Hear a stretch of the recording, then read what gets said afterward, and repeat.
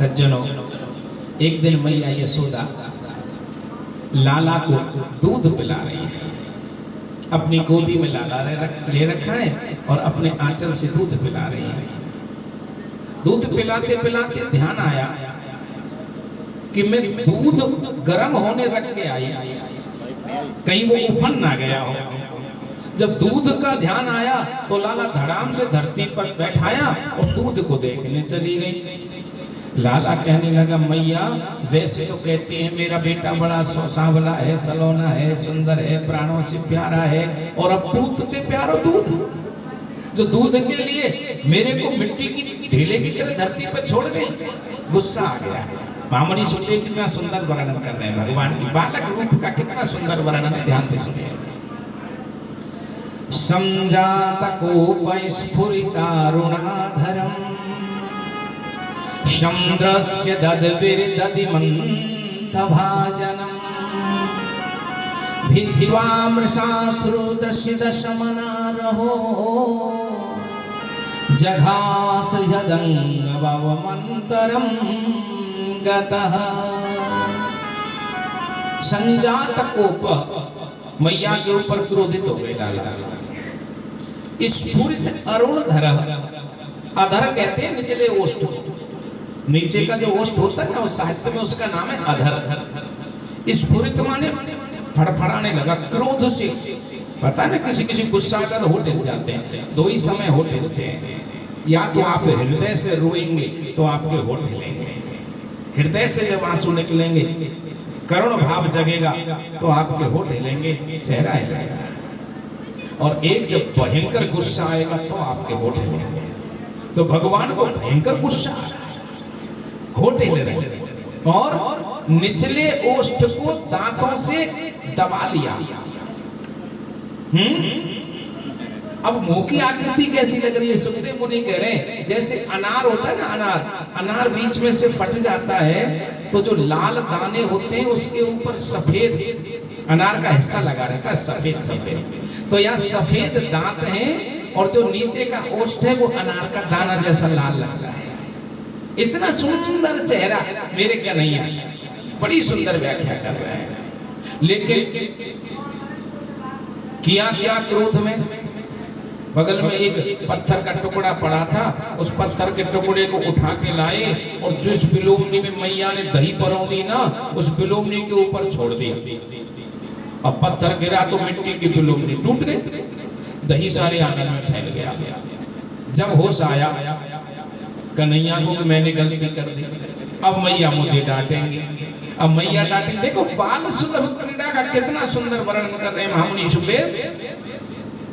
भित्वा मृषाश्रु, भित्वा माने डर करके कन्हैया ने मृषा माने झूठे, अश्रु माने आंखों पर, अपने थूक के अपनी आंखों पर झूठे आंसू लगा लगे और रोने का नाटक करने लगे।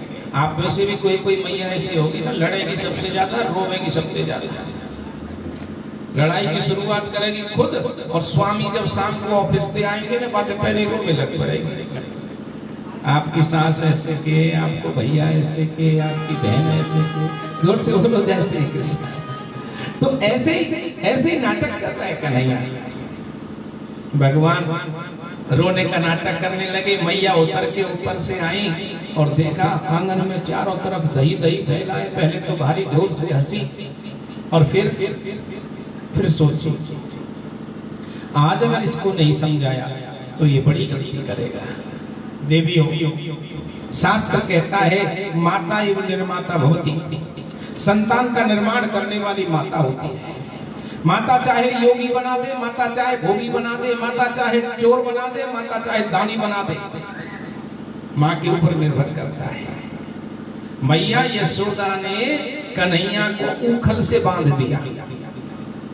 दारी के छोटी सी बात के ऊपर तेने बिलोमनी तोड़ दी। आज बिलोमनी तोड़ी है, कल कछु और तोड़ेगा।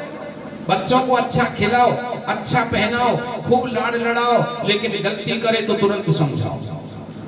एक बार क्या हुआ, एक छोटा बच्चा पड़ोस में से कोई सुई उठा के ले आया, मैया को दे दी। मैया ने कहा वाह बेटा वाह, अरे मेरे घर मेरी सुई खो गई, ये तो तूने अच्छा किया, शाबाशी दे दी। लड़के ने समझा ये तो बहुत अच्छी बात है। दूसरे दिन गया, दूसरे घर से चाकू उठा लाया। वहां बेटा वहां हमारे चाकू से तो सब्जी कटती नहीं, उसकी धार ठीक नहीं है, ये तो नया चाकू है, शाबाश। तीसरे दिन गया, किसी घर से कैंची उठा लाया। अरे वाह बेटा वाह, मेरे को भी मेरा ब्लाउज सिलना था, ये अच्छा किया तूने, बढ़िया किया। लड़के ने समझा ये काम अच्छा है, बड़ा चोर हो गया, डकैत हो गया, 2-4 मर्डर हो गए, जेल में बंद हो गया। कोर्ट का निर्णय आया, सजाए फांसी घोषित हो। कल फांसी होगी, आज उससे अंतिम इच्छा पूछी गई, तेरी अंतिम इच्छा क्या है? लड़के ने कहा मैं मेरी माँ से मिलना चाहता हूँ, मेरी माँ को मेरे पास लाओ। सैनिक गए और उसकी माँ को लेके आए। रोती रोती माँ लड़के के पास पहुंची।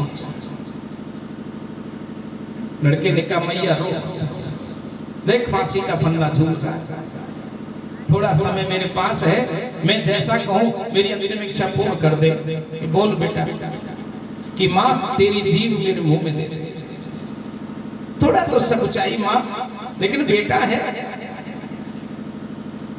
प्राण त्यागने वाला है, अपनी जीभ बेटे के मुंह में दी और बेटे ने गुस्सा करके दांतों से जीभ को काट डाला।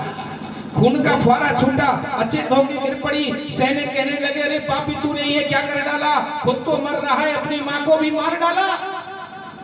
लड़का हिल भर के रोया और कहने लगा इस जीभ से मेरी माँ मुझे उस दिन डांट देती जिस दिन मैं सुई की चोरी करके लाया, तो ना आज मुझे फांसी होती ना मैया की जीभ कटती। इस जीभ का दोष था, अगर ये उस दिन समझा देती तो मेरा कुल कलंकित नहीं होता, मेरा जीवन बर्बाद नहीं होता। देवियों देवियों, माताओं पर निर्भर करता है, आप पर निर्भर करता है, आप कैसी संतान चाहती हैं, ये आप पर निर्भर करता है। काश मेरी हर माँ विचार कर ले कि मुझे सत्य साफ सुथरा बालक बनाना है, धर्म प्रिय बनाना है, तो उसके सामने धार्मिक जीवन जियो। आप झूठ बोले और बच्चे से अपेक्षा रखें कि वो सत्य बोले, कभी नहीं बोल सकता। आप इधर उधर की चुगली करें, इधर उधर की बातें करें और आप चाहें कि आपका बेटा पूजा करने लगे, कभी नहीं करेगा। आप जैसा करेंगी बेटा देखकर वही करेगा। इसलिए आज से व्रत लो, आज से प्रतिज्ञा करो कि हम बच्चों में अच्छे संस्कार देंगे। अगर बच्चों का जीवन सुधर गया तो आपका जीवन अपने आप संभल जाएगा, और बच्चों का जीवन बिगड़ गया तो आप कितनी ही अच्छी हो, बुढ़ापा बेकार हो जाएगा, जीवन बर्बाद हो जाएगा। ज्ञान अपनी जगह और व्यवहार अपनी जगह है। कितना ही ज्ञानी विद्वान हो, लेकिन जब बेटा दुख पाता है, बेटी दुख पाती है, तो आंखों से अपने आप आंसू निकल ही आते हैं। और जब बेटा खुश रहता है तो चाहे 1000 कोस दूर रहे, खुशी रहती है। जोर से बोलो जय श्री कृष्ण।